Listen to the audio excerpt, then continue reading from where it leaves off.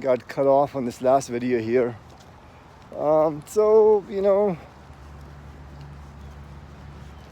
we want to move into becoming investors and business owners, because that's from tax standpoint, that's where it's more favorable to us, because the government is on your side. The government gives you incentives, so where you could save, not only do better financially, but pay less in taxes, legally, that is. We don't want to do anything illegal, obviously. So in terms of being a business owner and an investor, I'll share with you the different projects that I've done over the years. From being in the motel business, having few retail businesses, then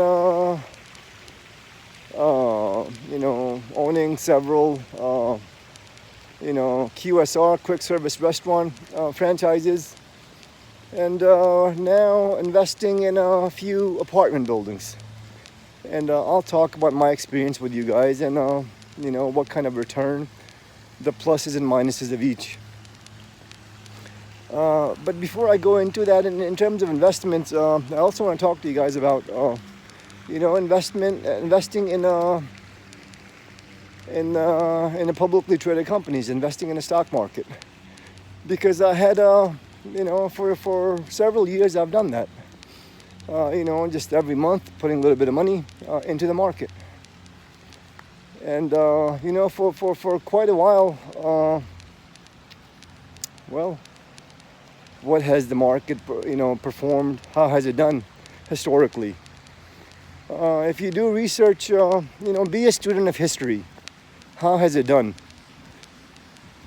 And historically, I think the simplest advice I could give you is, if that's a route you go to, the best option may be to just simply invest in a low-cost, index fund. What does that mean?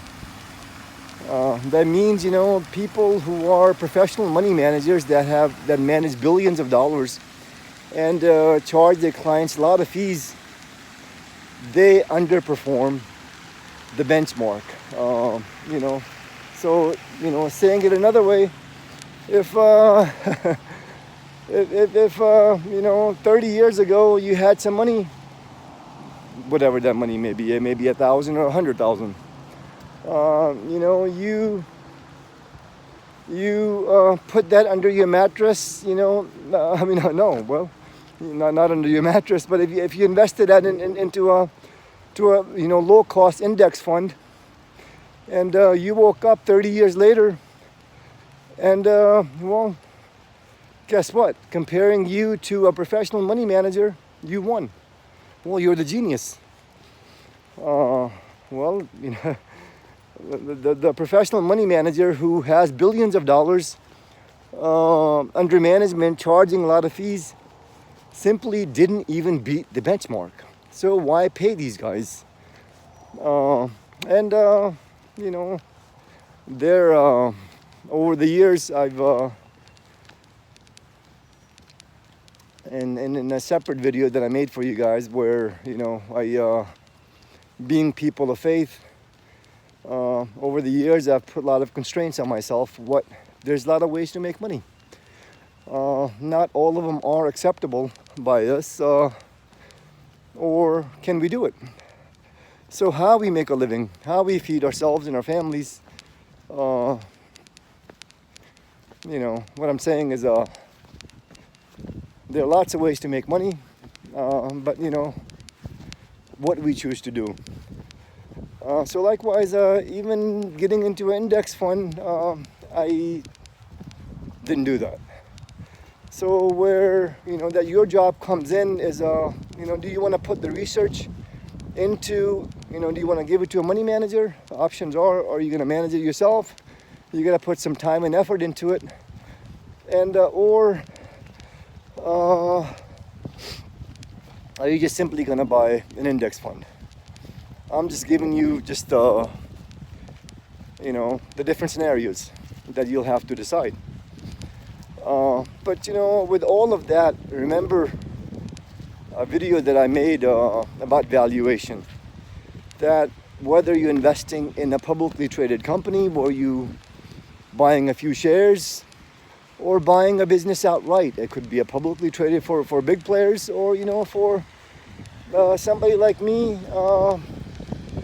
buying a motel, some sort of retail business, QSR franchise, or an apartment building. You have to understand valuation. And each of these businesses, or it's a publicly traded company, you have to understand the valuation. And each of it, the same school of thought, I described in that video was what Ben Graham describes in his wonderful book, Intelligent Investor, written 70, 80 years ago. That's the kind of stuff, that you're going to have to spend some time understanding that. And then, that's how I approached it. So I did well. But even with all of that information, unless you do that full time, there are a lot of unknowns in the market. But the way you want to approach it is you have to think like a business owner. Whether you're somebody like me who buys a motel or retail business, or QSR franchise, or an apartment building, or you invest in a publicly traded company. Same concept, same valuation method. So think like a business owner, where you want to buy a good business and you want to hold on to it for a while. But what I'm trying to get at is, which one of these businesses compound your funds the fastest with the least risk? Because the concept of risk is something that it didn't dawn on me in my early years. But now having more responsibilities, being a family man, that really, it matters. I think about that a lot. So in terms of, I want to finish up the thought on me investing in a publicly traded company. First, several years I was long only. Basically, hey, I was a business, you want to think like a business owner. That's where majority of your funds should be deployed. And then I've come to learn about more complex strategies, such as options, hedging, shorting. Whereas at the time, my goal was to try to make to beat the benchmark. Well, you heard my example about the money managers can't even beat the benchmark. How could I do it? That's a pretty tall order for, how could I achieve that? But it can be done. So my approach there was, hey, if I, certain percentage of your funds should be long-only businesses. Basically, buying a wonderful business and holding on to it for a long time. And then there were short-term strategies, such as, let's look at, options, for example. With options, just this iPhone that I'm using to record this, hey, I'll buy this phone is, say, $1,000, for instance. I'll buy it from you in 3 weeks for $900, well, anyway, without getting too much into strategies, so you have options, and then you have hedging. Hedging is basically just, buying insurance. And when do you benefit with insurance? Well, gosh, when something bad happens. So with hedging, the approach is, hey, most of the funds are in long businesses, being a business owner. But market declines do happen. So when market declines happens, your overall portfolio goes down. Your hedge rises. So when the hedge rises, you cash out on the hedge, and you buy more of your good businesses that are on sale now. So when the market returns to levels, to normal levels, if you want to call it that, your returns are amplified. So being a long business owner, options, hedging, and then something the concept of shorting. What is shorting? Shorting is just like you buy a wonderful business, a good business. You look at its prospects, its management, its you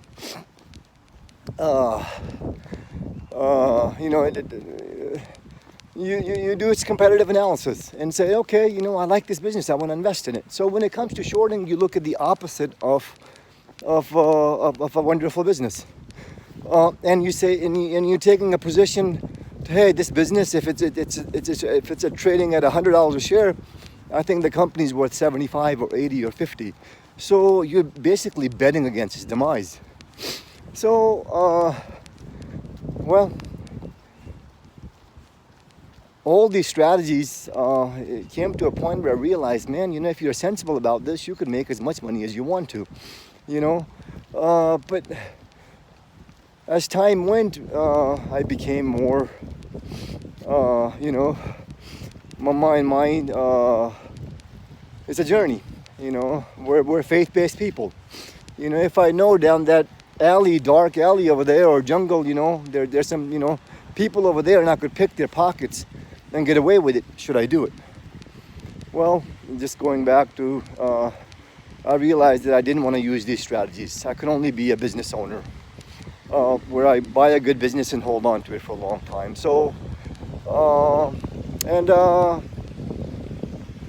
anyways, that was just a few thoughts there. I'll talk about each of the other businesses that I've owned in separate videos. Anyways, gotta go for now.